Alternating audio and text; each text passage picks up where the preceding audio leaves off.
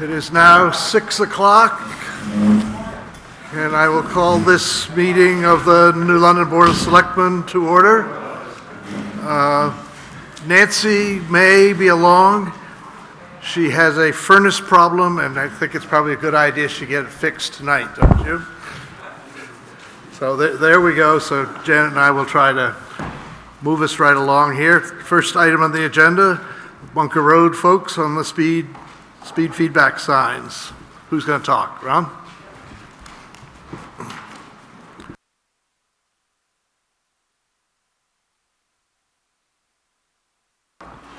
Now I'm all set. Yeah, that's right. If he starts growling, then you know he doesn't like what I have to say. But he should, because he's probably out being walked on the roads too. So thanks, first of all, for having us on the agenda tonight. My name is Ron Rakow. I'm a Bunker Road resident who's been working with a number of my neighbors on trying to curb an issue of excessive speed that we have in the areas like Pleasant Lake, where we have a lot of pedestrians, cyclists, and whatnot using the roads, in addition to motorists. I wanted to just give you a quick update on the issue. One of our initiatives was to raise money for feedback signs on Bunker Road, and I'm happy to report that we have raised the necessary money, and we've given it to Lynn. So we should be all set there to move forward on those when the ground thaws out a little bit and we can put signs in. So we've made some progress there. That's an important milestone for us, but when my neighbors and I took a look at this issue intensively last summer, we found that while feedback signs are an important component of slowing traffic speeds, they alone won't work, and they kind of lose effectiveness over time if there aren't other efforts to reduce speed, and primarily those other efforts have to be additional enforcement. So what we really want more than anything else is for our pilot project to work so that we can perhaps provide an example for some of the other neighborhoods around New London that have had similar issues. And we just feel like unless there's some additional follow-through, we're risking just putting up the signs and not maybe having them be as effective as we would hope. So the vote that you took when we had our public meeting last July included both the authorization for us to move forward with the feedback signs, but also for our group to work with the NLPD to establish an enforcement plan. So it's that second part that I wanted to talk to you about tonight. So I think our observation has been since the July meeting that there was a little bit more intensive police activity both before and after that July hearing, but that's really kind of tapered off. And unfortunately, I think we made some headway on curbing some driver habits, but I think we've kind of reverted back to the mean, and we're kind of back to where we were. So I think if we're going to solve this problem, we really kind of need to formalize what that working with the NLPD is going to look like. So we have 3 requests that we'd like to put before you for consideration tonight that we think will help in that regard. The first would be simply that we be allowed to participate in the siting of the feedback signs that we're funding. We understand that the town officials ultimately should have the final say on where those signs go, but there's a number of people in our group that have contributed that would like to have some input into where those signs will go. The second thing that we'd like to ask is, one of the features of the feedback signs is that they collect data on the number of cars that are going by, and they record the speed. So we have asked Chief Cobb in the past for the data that have come not only from feedback signs but also the black boxes that the police department installs around town to track speeds over time. And while the Chief Cobb has been very cooperative in terms of providing us with these summary reports, these really don't go far enough in terms of giving us the type of data that we think we need to both track the progress that we're making with the feedback signs and our other efforts, and also to really kind of help the police department to do some data analytics so we know that the police department can't be on Bunker Road or Elkins Road or Wilmot Road 24 hours a day. So we think that by using this data, we can drill down a little bit deeper and tell them the times and days of the week even where the speeding problems are the worst. The summary reports that we get here really don't do that. And if I can just comment on this a little bit, one of the things that in the report is that they provide like a threshold above the speed limit. So the police department chooses 10 miles per hour. And I think we all have kind of heard that type of number before. But one of the problems on our local roads is when you talk about 10 miles over the speed limit, say on 89, we're at 65 miles an hour, that's a 15% increase over the speed limit. But when you talk about a 10 mile per hour increase over the speed limit at 25 miles an hour, that's actually 40% greater than the speed limit. So if you took that 40% and applied it to the speed limit in 89, you'd have speeds in excess of 90 miles per hour. And that's really what we're talking about. Conversely, if you took the 10 mile per hour increase over on 89, that would equate to somewhere around a 3 mile per hour increase over 25 miles per hour. All that, what that basically says is that we really probably shouldn't just use a blanket 10 miles per hour amount, especially when we're talking about reaction times in our local road where pedestrians are present. The analysis also just frankly includes some errors. It noted that the fastest speed on Bunker Road during this reporting period was 42 miles per hour, but it turns out there's a table on the back and there was one car that was traveling on Bunker Road over 70 miles an hour, 2 cars that were over 50 miles an hour, and 10 cars that were over 45 miles per hour. So, even the data that we're getting in these summer reports really isn't indicative of what's going on. So we would really like Chief Cobb to share with us the data coming from the feedback signs so we can really be helpful to the police department in providing some analytics that can help maybe focus some of their enforcement efforts. And finally, our last request would be to really set up a regular meeting with the New London Police Department so we can continue to talk and work through these issues of excessive speed.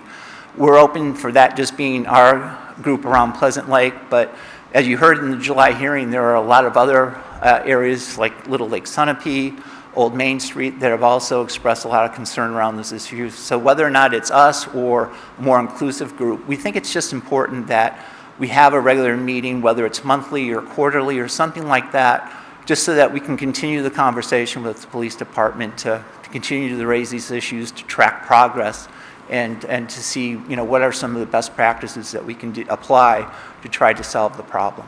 So those are the 3 things that we would like to.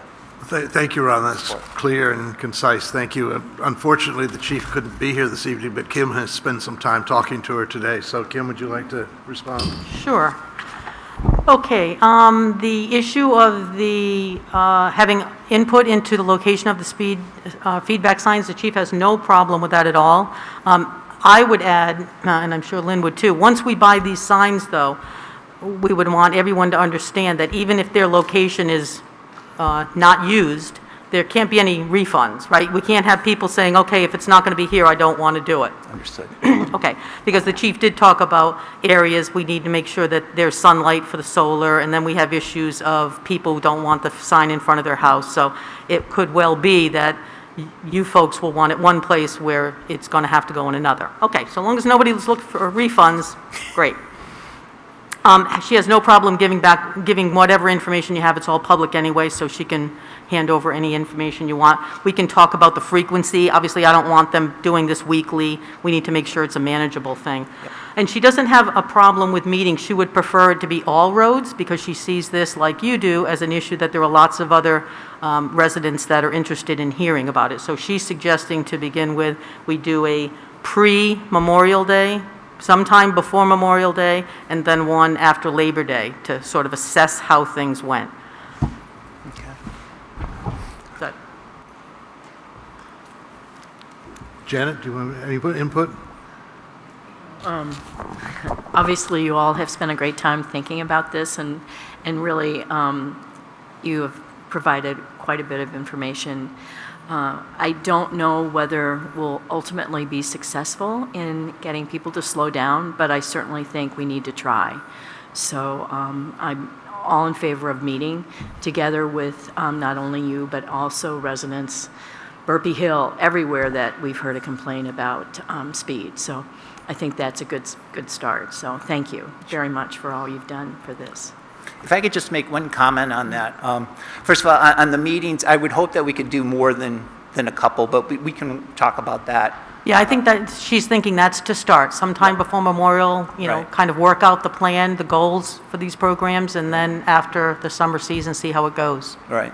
But I just don't want us to feel like this is Mount Olympus or some goal that we'll never be able to reach. I mean, I'm a skier, and I frequently go over to Killington to ski. And for those of you who've ever traveled on Route 4 through Woodstock, and what's the other name of the other town? Bridgewater, thank you. So somebody else has been pulled over. Thank you, Joe. Both of those communities have what I would consider to be a zero tolerance policy in terms of speeding through town. And you know that when you enter the town, you drive 25 miles an hour, not 26, not 27, you drive 25. And their enforcement is always there, it's always present, and speeding is not tolerated. Now, I don't know if we have to go to that extreme, but it is possible to curb behavior. It just takes a focus and continuous effort that includes both education and enforcement. The feedback signs are part of the education process, but I think we also need to improve on that enforcement. And when you look at the town report last year, you'll see that there was a significant drop-off in the police report in terms of the number of pullovers for traffic stops. And that's not a signal to me that we're taking this issue seriously yet. And I think that's something that we need to change. We need to have more focus on the part of the police department on this issue. I guess, I don't know what our staffing issues are. I don't know whether we have enough members of the police department that can spend the time that is required to do this. So I would like to hear from Chief Cobb about that. It may come to the fact that we need another person just to do traffic control. I don't know. But that's something we certainly need to raise with her. Yeah, and again, hopefully the data will instruct us. I think if we're smart about that, we can really kind of focus our enforcement issues on the times of day and the days of the week where we have the biggest problems. And, Right. and maybe that's a way that we can make progress on this without, putting too much pressure on the police force. Exactly. Thank you. Great, thanks, Ron, and thanks to the rest of the neighbors that showed up tonight also. Appreciate it. Oh, sure. Go ahead, Doug. Doug Baxter, Hall Farm Road. Kim, if you could just stress to the chief on what Ron just mentioned, I think what we're really hoping for is to have a working partnership with the police department. I mean, there's so many examples over the years of that type of working together in this town where the citizenry and various departments have worked well to accomplish goals. And the reason I'm bringing that up was that when we were initially talking about how we were going to do the funding and where the monies would go, and what we felt like was great support from the officers and certainly from the chief all along on enforcement on Bunker Road. And they were very communicative to us as to what time they were finding people and finding speeders and whatnot. But after that whole request to the PBA for the funding to go through them and their pushback not to do that, which we understood, everything changed. And we don't know, there was something in the relationship there or the messaging that didn't get passed through clearly, but there has been a dramatic decrease in presence down in that Elkins Bunker Road area. Now, we don't know whether it's an attitude towards those, quote, rich lake people or what, but I just think we would love to work together and not have any tension between the two parties. Yeah, I'm surprised to hear that, Doug, because I know the chief has good relationships with all citizens. Yes. And I don't know, she has the numbers to show the numbers of directed patrols on Bunker Road, and they are, if not at the same level as all other roads or more. I mean, Okay. I think that department has Right. really focused on that area. And to hear you say that you think that has fallen off because of the funding issue, I think is unfortunate. I don't think that Right. Well, is the their chief intention. certainly, there's been the chief has been incredibly supportive. Right, but again, they have records about directed patrols. Mm-hmm. She can tell how many times the police officers are on that road and all other roads. Okay. So that's what she looks at to decide, where she may have to officers' Right. attention. Now, it's true that there are a lot of other roads that she is getting complaints about. So Sure. they're trying to spread themselves around. I understand. But I can assure you that they have not dropped off enforcement because Okay. of any ill feeling on the Right. funding issue at all. I may be mistaken on this, but I thought I recalled that she had mentioned at once that she did not direct the officers each day onto what their patrols would be, that it was at their own discretions. Right, but when she looks at those numbers, she's able to tell. If she were to see that Bunker Road was not getting the same attention that other roads were, she would be able to have a discussion with the lieutenants. Super. Well, I just But- wanted to make the point, and that we don't Right, want to have and I'll any- let her know, and she'll also see this video, I'm sure, so Okay, she'll know. great. Thank you. Also, Doug, I did about 5 weeks ago a ride-along with an officer for several hours, and in that opportunity to talk with this officer, and I think they're very much aware of the issue and want to do it, but as Kim was just saying, they're getting it from all sides right now. Sure. So I But understand that's I true. don't think there's any less interest in trying to Right. do that. We went up and down Bunker Road, I think 3 times while I was in the car, so Okay. Great. I waved. Thank you. Thanks. Thank you. Okay, next item on the agenda is Bob Brown to talk about the update on the bog project. Bob and company? Sure, here, buddy. Okay? You'll be okay. All right, thank you for your time. This Filbert Crescenti Bog is kind of a long story, and I'm going to try to keep it real brief. But just to review, about a year and a half ago, we came to the conclusion that something really had to be done in there in terms of a secure and safe walkway. Ever since, I guess the walkway has been in there, it's been 2 2x8 boards side by side with some cross pieces, and you shim it or level it as best you can, constantly moving. Some areas are easier to shim than others, but in particular, the access path or the entrance that runs from the stairway on Newport Road into the junction, which we call Grand Junction, where the trail splits off right and left for 2 loops. This whole network is slightly over 3/4 of a mile of boardwalk. There is a little bit that does not require boardwalk, but most of it, it's really wet. So what we did last year, we came to the Board of Selectmen and the Rec Commission, and we requested funding from the Mary Haddad Fund to cover the cost of building the first 350 feet.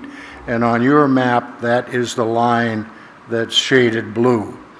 And that was completed the end of June.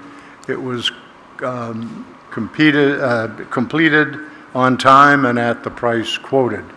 We searched hard for a supplier, and we found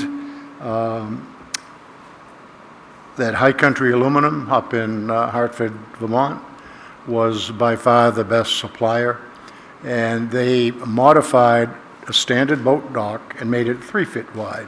So we still have the anti-slip grating, it's perforated, and we have adjustable legs. So it covers the problems in that area, which was mostly stumps, rocks, potholes, a very difficult, almost impossible place to try to shim. So that has been in since June, and it has worked exceptionally well. And we have been working on, we have discovered that in some areas, like out on the tundra, the right loop, that is a bog, sort of a floating bog. It's unstable, but it's level. And if we make a boardwalk wider it seems like it's going to work.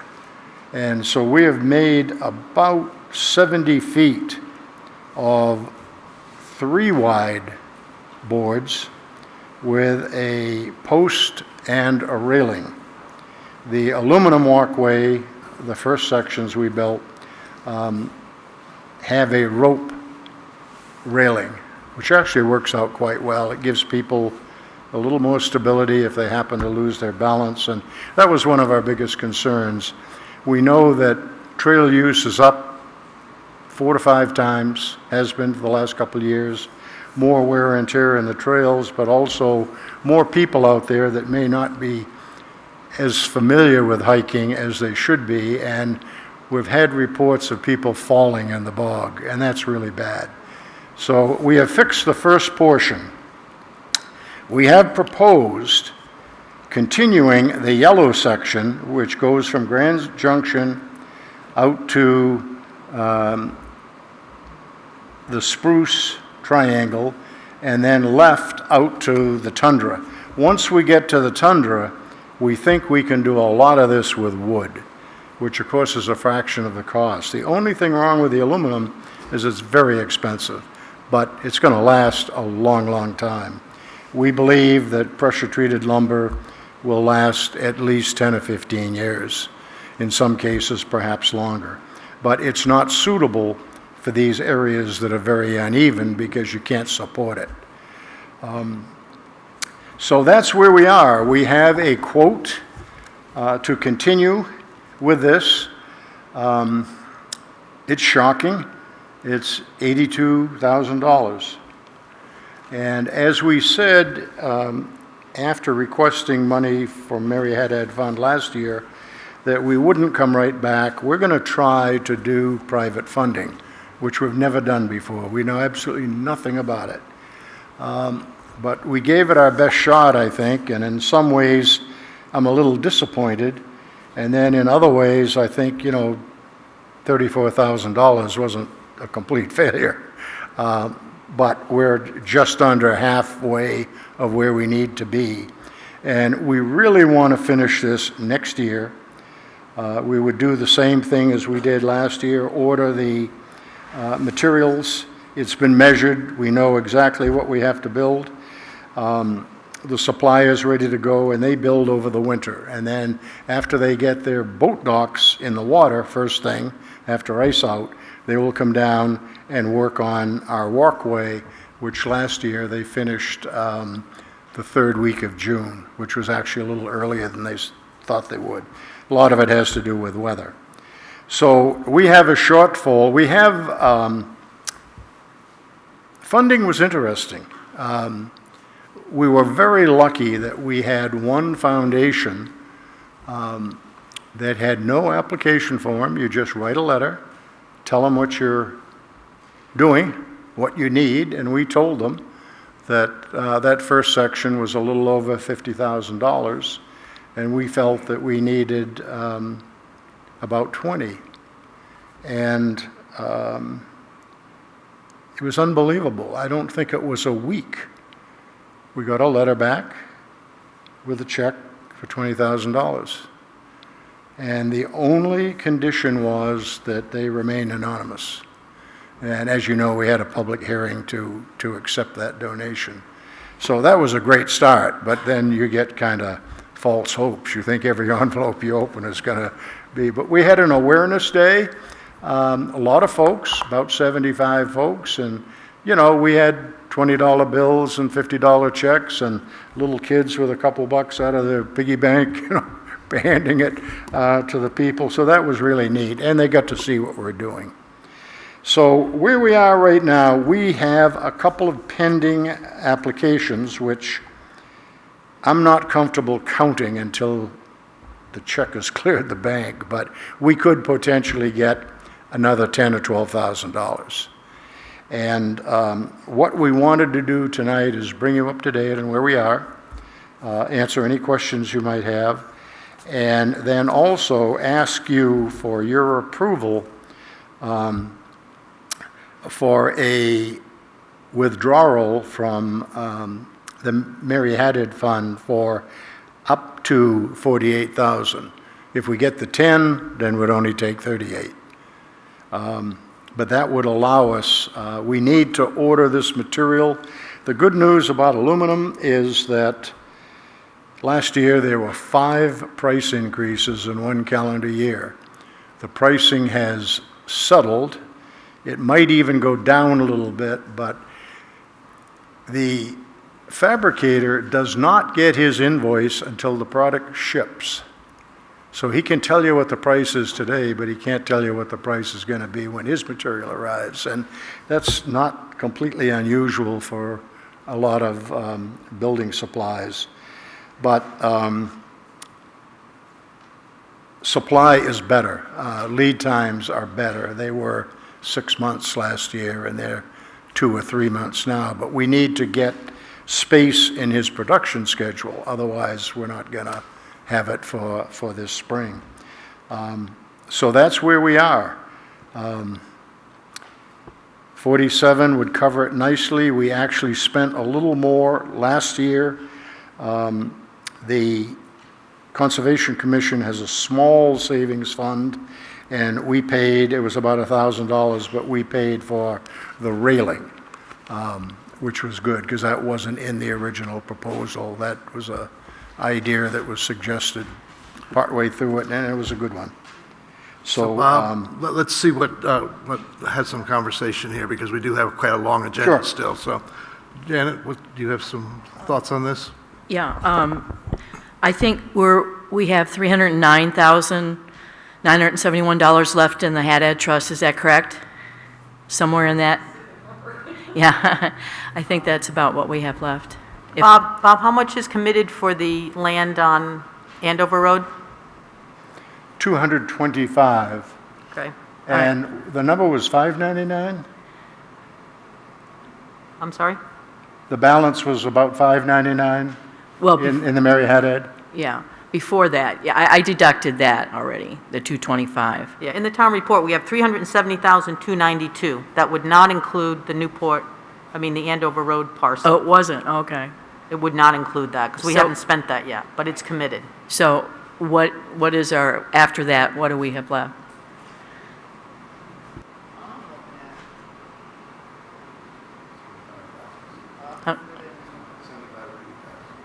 Yeah.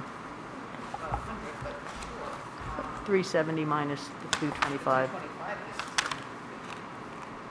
But you're saying it's lower than that.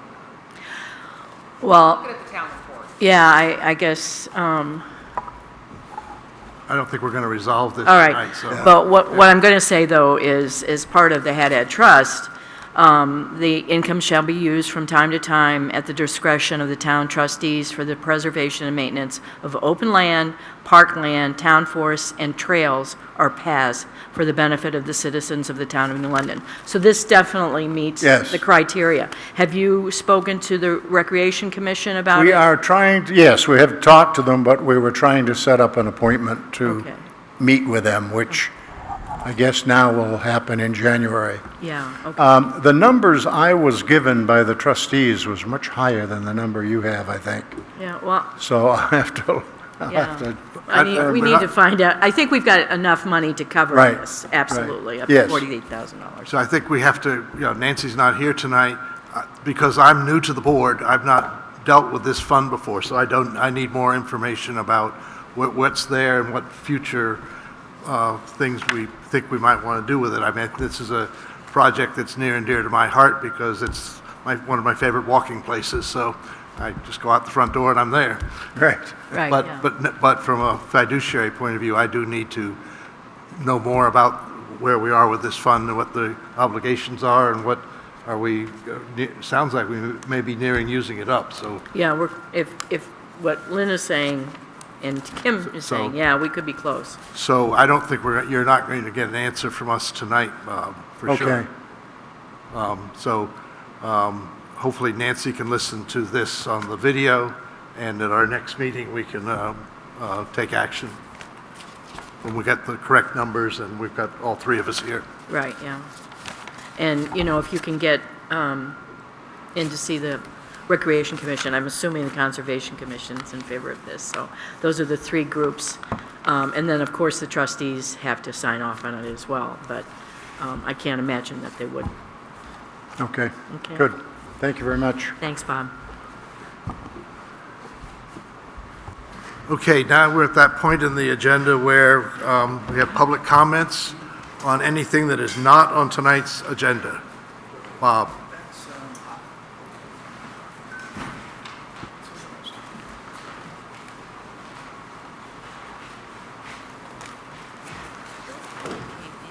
I know, where'd he go? Well, this-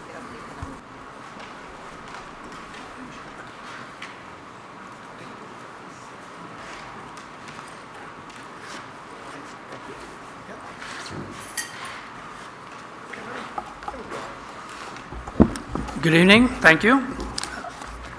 I'll read a short statement. I'm sorry, I didn't hear you. For the video, would you please identify yourself? I'm sorry, my name is Bob Bowers, I'm a New London resident. 3 years ago, on September 5, 2019, the Building and Facilities Committee filed a report with the Selectmen, which included its review of the fire department. It noted that Chief Lyon reported that the fire department would need a new roof within 3 to 5 years, and he recommended that solar panels be installed at that same time. The BFC made that recommendation to the Selectmen. This spring, after additional inspection by Chief Lyon, he recommended to the Selectmen that the roof be repaired as soon as possible. The roof was replaced in November. I attended the Energy Committee meeting this last Wednesday and inquired as to the status of the committee's work on installing solar panels at the fire department. They informed me at that meeting that they had conferred with Chief Lyon initially, but had not heard anything from the Selectmen about this. The committee further noted that not only was this high on their priority list of projects, but that a new electricity contract was shortly to be renegotiated, and it is essential to have this attended to before a new contract is signed. I strongly urge the Selectmen to engage with the Energy Committee on this right away, as this is an essential part of the town's energy sustainability efforts, and that they budget the appropriate funding to ensure that this is carried out in a timely manner. Thank you. If you have questions. Kim, do you have anything you want to say? No? Okay, thank you. Thank you. Thank you. Jan, do you have anything? No. Thank you. Anybody else have anything they want to bring forward? It's not on the agenda? Okay, thank you, Bob. Moving to old business, Kim, update on the purchase and sale on the Bewley property, or the continuum property now? Yes, okay, so last week, Joe Hogan contacted the Selectman's office to ask if the Selectmen would like to purchase only the land across from Hannaford instead of the 3 lots that they had originally asked us to purchase. So instead of spending $600,000, you could spend something less. You met on Friday and agreed that you would go forward with just purchasing the one piece of property. So once we get to a figure, an amount for that, the sale price for that one piece of property, we can work towards that purchase and sale. Good. Anybody else in the audience want any questions about that? I know there were a couple of eyes that went up when I mentioned it at the budget meeting last night. Nope. Okay. I might say, Bob, tying these two things together, the Energy Committee is very interested in this land acquisition, and it's their belief, and they've done some work, the town's entire energy needs could be met by doing solar work on this property if it's acquired. So that needs to be taken under consideration too. Okay, new business. Review the revenues. Lynn, I think you're for FY24 budget. Are you on to do that?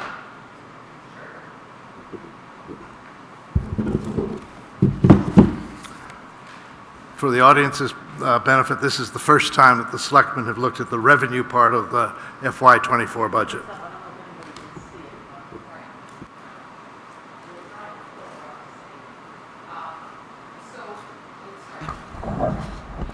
So right now, the report that we've done, the estimates are looking at a revenue of $4,098,232. That's down a bit from what we had estimated last year, but I think you pull out some of the capital reserve requests and the bond that was in there. There's no other significant changes except the state, has knocked down our meals and rooms. Do you want me to go item by item, or? What's your How do you pleasure? want- Janet, I have some questions, but Go right ahead. let me just ask you some questions, and maybe that'll take care of it. Sure. If the New London Place takes place this year, will there be any use tax benefit from that sale of that land? Well, I think the biggest thing that will happen with that project will be the sewer connection fees, which will go towards the sewer department, and that wouldn't be used to reduce taxes. Okay. And then also, I think if the housing project on the Crescenti land proceeds, there will be a use tax back from that. That land is all under it's all in current use. use? All that land is under current use. Okay, then, So it might take another look at that number. Yeah, and the 30,000 that Lynn put in there was after a conversation with Chris McAllister. So current use is sometimes hard to figure, but we can certainly look at that. Those are two big parcels that might Yeah. have some benefit. And then I was curious as to why the planning board fees are going down, why the budget is going down when the actual amounts have been substantially higher than the budget for many years. Or why the budget isn't going up, I should say, to reflect the revenues that we've been collecting. I understand. That I have We to might look take at. another look at that. Yeah, I got to look at the notes that Kim and I made, why we, And then my last question has to do with, you mentioned the Whipple bond coming out. Shouldn't the proposed bond for the land go in, since it's already in the principal and interest calculations? yes, you are correct. I apologize. Yeah, for that. but there will be some, maybe additional things. Once the warrant is set up and we decide which items will be in, those will be in. But again, those will be not tax-reducing things, right? There's an expense for 600 and the revenue will be a 600. Right, but nevertheless, when somebody's looking at these Yep. revenue numbers, I think Right, I mean, I those think are the three big, areas that we need to be able to tell the budget committee yeah, what's I coming think the anyway. biggest areas, current use is down 20,000, and we can check to see whether we think we'll get the current use change tax and how much it will be. The 182,000 from the state, I mean, obviously that hurts. Right. I mean, that money does go right to reducing taxes. And the area of sale of town property, we had that lot that we sold, and we had, so that's down about $60,000. We do try to estimate the equipment that we sell, but that piece of property was more than 40,000, so that's a big one. No, my questions were the three, about current use and about the planning board fees and about the potential bond for the land. Yeah, the planning board fees, I mean, we just kind of did them the same as we have in the past, but yes, they could certainly go up by about $2,500 for sure. Anything else, Shannon, on that? Okay.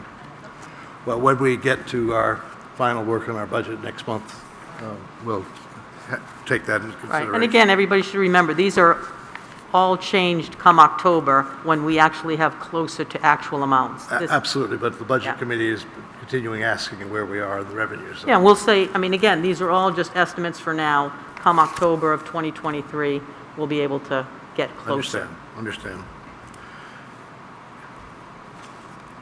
Okay, next item is consider a memorandum of understanding for professional services related to Coalition Communities 2.0. Right, so does the town want to continue our association with the group known as the Coalition Communities 2.0, whose charge is to look at the legislation that's coming about the school funding issue? New London has been a part of it back in the mid-2000s when the donor town issue first came about, and then you joined when this body was reconstituted in 2021. Janet, do you have any questions about that? What does this cost us? This year, it will be $7,175. The last couple of years, I think it was a little under $3,000. Why has it gone up? Prices are going up, and they're now looking at hiring legal because there is a case that they are following, so they may need additional legal assistance. Do you think it's worthwhile to Oh, yeah. participate? I think, Janet, that the economic return on this is very high. If we were to That's true, go it back is. to donor towns, we'd pay dearly. So I think being part of this coalition of 24 towns and cities makes sense. Yeah. Okay. I'm good with it. So I guess I'll entertain a motion to approve the agreement that was provided us. So moved. Second, all in favor? Aye. Aye. Thank you. Next item, Merrimack County proposed budget of 2.9% increase in property taxes. I assume that's just an information item? Sure is. You can look into it and contact them if you'd like, but it's an annual thing, just like our budget.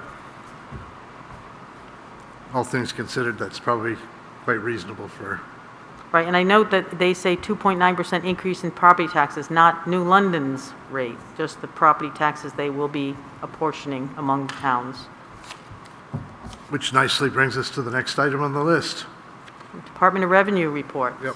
Yes, our median ratio of town assessed valuation is 62.5%, which, obviously is not good. I'm not sure when we've ever been that low. It's been a long time, but I think that's a reflection of what's happening in the market. Chris McAllister will be working on all towns in the Tri-Town Assessing District to bring those numbers up. We're generally in the 90% area, so she's got a lot of work to do. Can you explain to us how that impacts the setting of the tax rate? Yes. The state of New Hampshire looks at all assessment, and comes up with a ratio for each and every town. They will equalize it up to 100% and they will use that figure when they apportion things like school, county, all of those numbers that the town of New London pays for based on valuation will be brought up to 100%. And having it that low is really not fair because some properties may be higher or lower than that. This is just the median ratio, so it could be that residential houses are in the 70 or 80% or 90% range, while some other properties, commercials, could be much lower. So it's really not a good thing to be that low. And I've checked some other towns, this is statewide. This is a reflection of the inflation and the people purchasing properties way over assessed valuation. We've had some houses assessed for $1 million, selling for $4 million.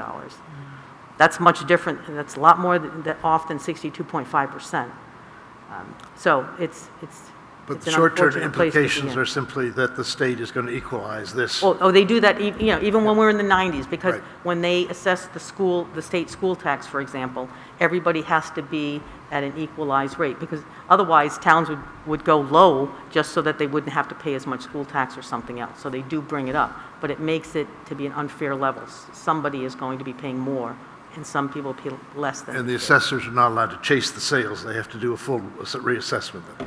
They will be doing, well, they won't have to do a full town-wide reassessment. They may have to do that here, but when they're talking chasing sales, you're really talking about an individual Right. sale. They could look at whole neighborhoods. They may look at waterfront. They may can't look at take condos. They can't take your $4 million example and just, Yeah, that person that bought a $4 million house that was assessed for $1 million isn't going to see $4 million just because of that sale. correct. But it's concerning. There's no question about it. It's a concerning figure. So Chris is going to try to bring us up, but when are we having our next town-wide reassessment? We're not due to have it for 2 more years, but That's right, because yeah. every 5 years it has to be done. But she Right. is going to have to be looking at, statistical upgrade, or something to make sure that that she brings up these properties, the problem areas, she'll have to bring them up. Which town is she working on now, or isn't she? Is this an off year where It no? would have been an off year, but it won't be an off year because the 3 towns are all in this level. Right, okay. Thank you. I think Sunapee's probably even a little bit worse off than we are. Newberry's the most recent revaluation, but even they're not good. None of them are good. But as you say, this whole state has a problem. Whole state is a problem, and, we just hired a new, she does have her second full-time assessor, so that will certainly help.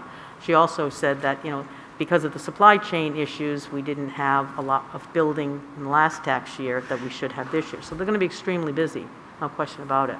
But we hope that this number is much better for next year. Thank you. Okay, next item is the Selectmen's meeting schedule for the beginning of the new year. Janet, you've got some limitations coming up. You might put your microphone? Yeah. So I don't know whether maybe we want to meet the first week in January as opposed to the second. I'm going to have surgery on the 10th of January, and I will not be as mobile as I am right at the moment. And I'm also wondering if perhaps we could check with the school and see if we could use the SAU building again, because we are capable of doing Zoom meetings there, which we are not set up for yet here. So I would suggest if that were possible, I'd like to see that happen. So your proposal would be that we meet on the 5th? Yeah.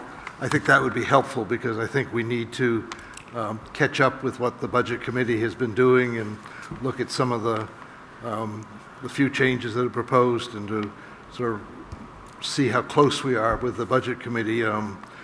As you probably know, last night we doubled up and we were able to get 2 nights of work done in 1 night. Oh, good. So all we have left to do is the Public Works Department and its related arms on the 4th of January. So the 5th would be an excellent time to be able to summarize where we are. Okay. And then your surgery's on the 10th, so you certainly are not going to be around on the 12th. No. But maybe we should then skip, go to the next week and try to do every other, with town meeting coming, we've got a number of things we're going to have to do. Right, yeah. So maybe the 19th, by then, particularly if we could get you on Zoom. Right, that would be great if we could.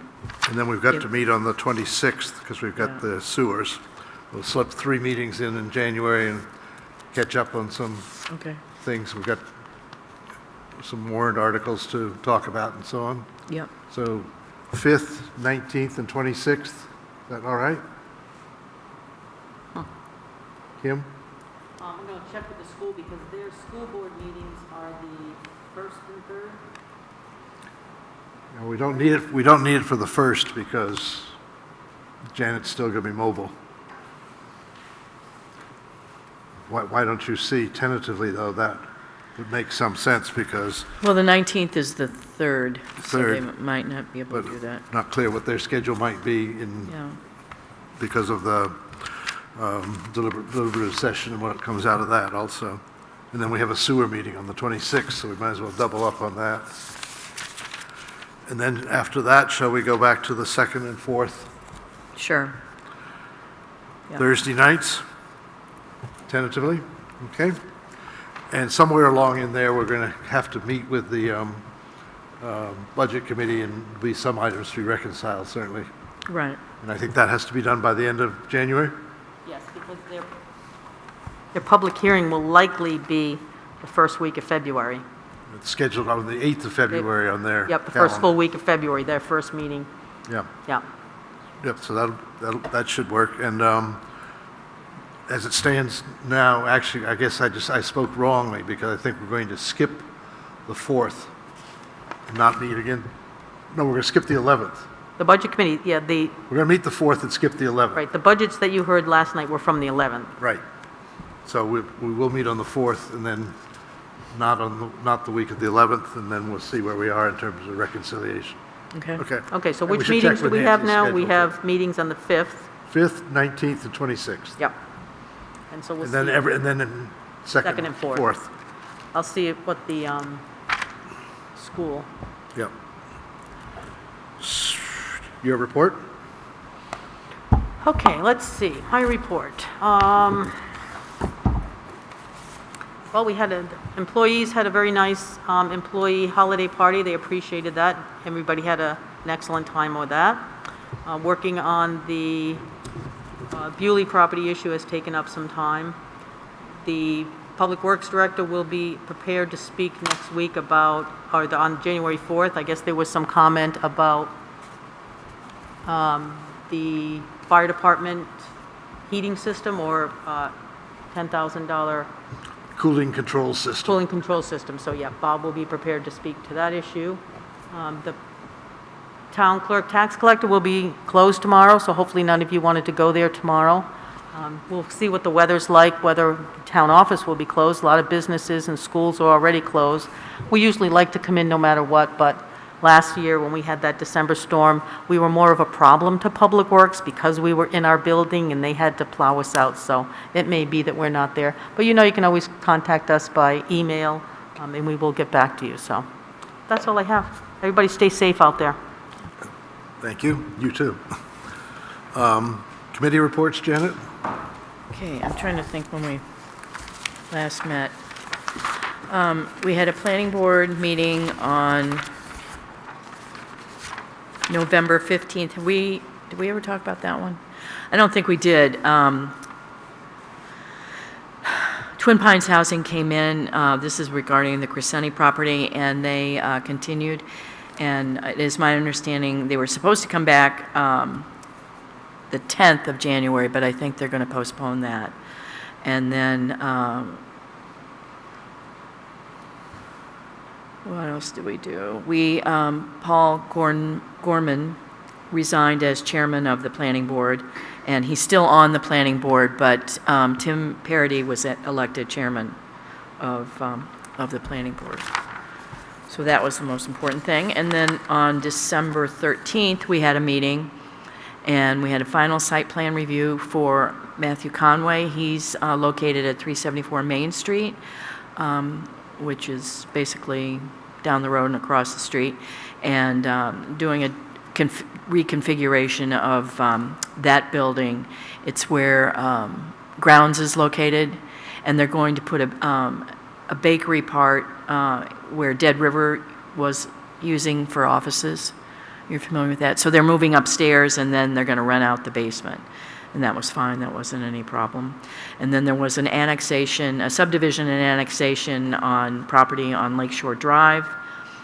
And what else? And that was it. Okay, and the Waste Committee has continued to meet every 2 weeks and reported this morning that in the first 8 weeks of the trial test on composting that they've already collected just shy of a whole ton of compost. Maureen Prohl has done a survey of the people that are in the test group, and they are very satisfied and excited about this. And so the committee would like in mid-January, which I guess now will be the 19th, to come here, report on where they are, and potentially ask for a warrant article to expand to a larger composting program in the town. I guess that's that. Any others? And I will add for Nancy, since she's not here, the Good, Whipple Hall Project Committee. They were supposed to meet on Monday, but had to cancel that meeting. They had planned to be here tonight to give an update on the chairs and tables, but they are expected to meet next week. Good, so that'll come to us on the 5th then. Yep. And we'll obviously have back on the bog money on Yep. the 5th, and update from the Budget Committee on the 5th. Okay. I want one more thing. Yeah. We did decide on which warrant articles the planning board is going to propose in conjunction with the Housing Commission, and the public hearing on that will be January 10th. January 10th. Yes, here. Perfect. Yes, it works out well for me. Okay, great. Anything else? Okay, so minutes of November 9th, 15th, and December 9th. These are all the short meetings that we've had in the interim. period of time. I don't know if we've had these in our box, and they're here again tonight. One was on a personnel matter, second one was on the preliminary tax information, and the third one was the meeting we had on the continuum Bewley land. Well, I wasn't at the meeting, You weren't at the personnel meeting. at the personnel meeting, so, but I will move that we accept minutes of November 9th and December 9th. Okay, second. All in favor? Aye. So we'll put the 15th back when we have Nancy here. So upcoming meetings, next Selectmen's meeting's on the 5th of January, as we just discussed. The rest of them are listed here for the few people that are still in the room. Any other business to come before the meeting this evening? Okay, so we will sign some documents and call it a night.